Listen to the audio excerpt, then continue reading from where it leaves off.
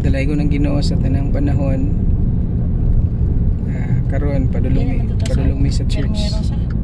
Oo, dito sa permiro. Nung nai-sign nga sa tong. Salamat sa Ginoo kay bisan dili ko kabalo mag-drive. Na ako'y driver. Okay ra lagi.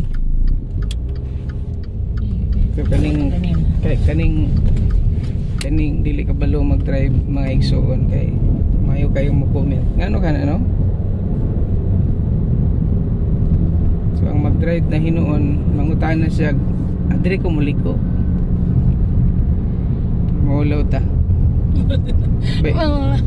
By the way, salamat sa Ginoo sa iyang kaayo. Karong buntaga, we are excited and ready para sa pagdaig sa atong Ginoo. I hope nga kaninyong tanan karon nakahatag mo usab og panahon ni gayon ala sa pagsimba, sa pagdaig sa atong Ginoo kay kining tanan nga mga butang na nato, it's a temporary. Ang kakawangan lang na tanan, ang dili pwede natong kalimtan mo ang atong Ginoo kay importante kayo ni siya. Kinahanglan nga sa tanang panahon sa atong kinabuhi, ang dili na to pwede nga biyaan ang ato ang pagpangalagad sa Ginoo bisan asa man tanabot. So karon nami sa Goldsboro, North Carolina. Salamat sa Ginoo sa opportunity nga gihatag o tungod niya na pasalamaton gyud gihapon sa bisan unsang panghitabo. Okay na diri be?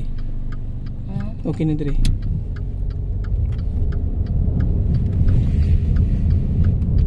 Salamat kaayo. Dool na mi sa church sa mga kaigsuonan.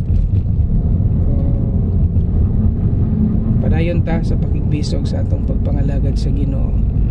So atong hinumduman nga wala tay mahimo kung wala ang tabang sa Ginoo. Kanunay na tong hunaon-naon. Kung wala ang Ginoo wala tay mahimo sa atong pagbalingon.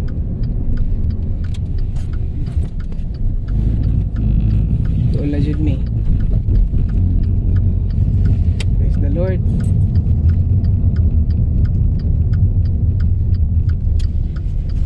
God bless mga kaigsuonan. I hope nga magpainusab ka mo nining matahong adlaw o kayo kalimti hatag og panahon ang Ginoo.